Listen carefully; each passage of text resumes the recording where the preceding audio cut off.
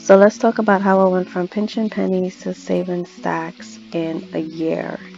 It took me about a year, 2 years. So my financial journey began back in 2016. I had just gotten back from vacation and helping out my family in the Caribbean. I had spent a lot of money, getting things for them. So let me give you guys a little story. So I do come from a very low income family, and I am the first to go to college in my family, so I try to help out as much as I can.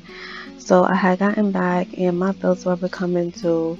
At the time, I was making about $31,000 a year. So my take home was between $700 to $800 a paycheck. So and I was getting paid bi-weekly.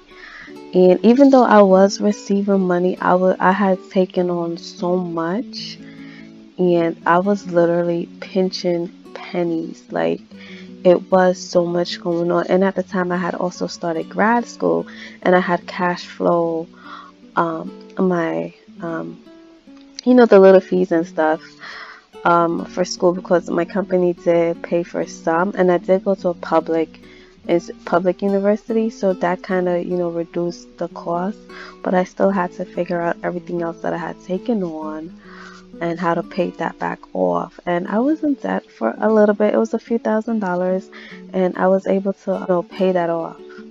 So fast forward to January 2017, I had gotten a small, and my salary at that point jumped up to 35,000. Jumped up as if it's like a big increase, but it was like a $4,000 raise, $4,500 raise, and I did receive some money.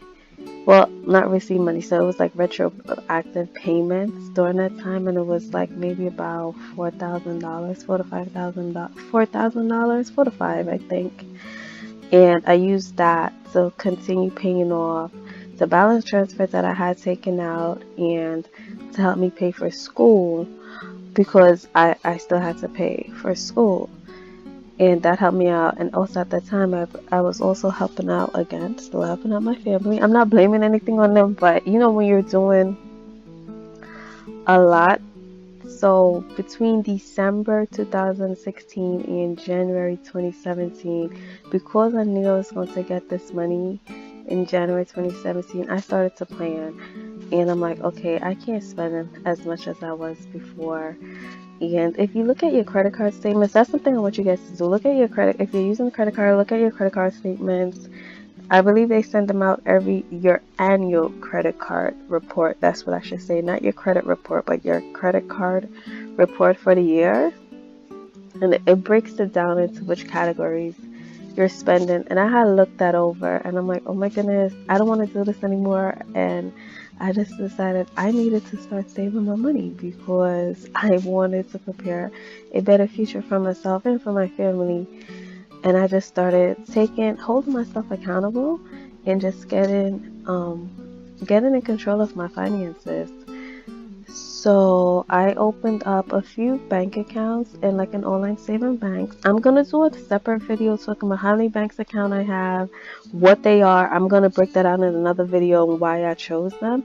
But general thing, you want to choose a savings account or any bank account that you're gonna be having money in for a long period of time, that has a high interest rate, that you're going to get, even if it's like 2%. 2% is better than what Chase was giving me, and that's one of my banks. I was getting 0.001 cent every, I think, 2 months or 3 months or something like that. So it was very low. So that happened in 2017, and I was saving. I just started saving as much as I can during this time. So budgeting became a thing for me now. I wasn't budgeting the way I'm budgeting now. At this point, I was budgeting a little bit heavier, or higher, if you would. Heavier. Like, I was very focused on saving a certain amount of money every paycheck, as if I was like really paying off debt. I was in essence paying off debt, but that debt was to myself. So I kept budgeting, and I started building up my savings. And then we flash forward to October 2017, and Yes, my very first $10,000. I had saved up $10,000 in 10 months while making $35,000. And that's to me, I'm like, wow, who would have thought? In less than a year, I would have been able to do something like that, making the amount of money I was making. Also, there's going to be a separate video that goes into details as to what I did, why I did it, about how I was able to save this amount of money during that period of time with only making $35,000. So just click below to see that video.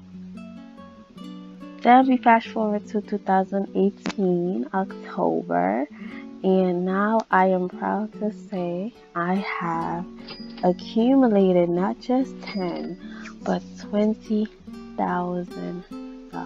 And when I'm saying it, and as I was preparing this video, I was like, wow, I came a long way from not having anything. When I say not having anything, like, I mean literally a few dollars.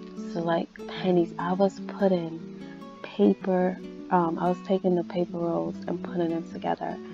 And that's my financial journey. That's how I started. I just had hit a low in 2016 and picked myself up in 2017, and here I am in 2018 saying it's possible. It's possible. You just have to hold yourself accountable. And I know life happened. Life was happening while I was saving this, but I'm not going to go into too much details about that. But I just wanted to come on here and let you guys know it's possible. Just hold yourself accountable. I'm going to do my other video giving you guys steps, like little tips and tricks, so you too can start your journey to financial freedom and just be there for you, really, and your loved ones. So thank you guys so much for, coming by my channel. If you haven't already, please subscribe. If this video was helpful in any way, or if you know someone who's going through a similar situation, share this video, like the video. Thank you so much for watching. Hope to see you guys in my next video. Take care.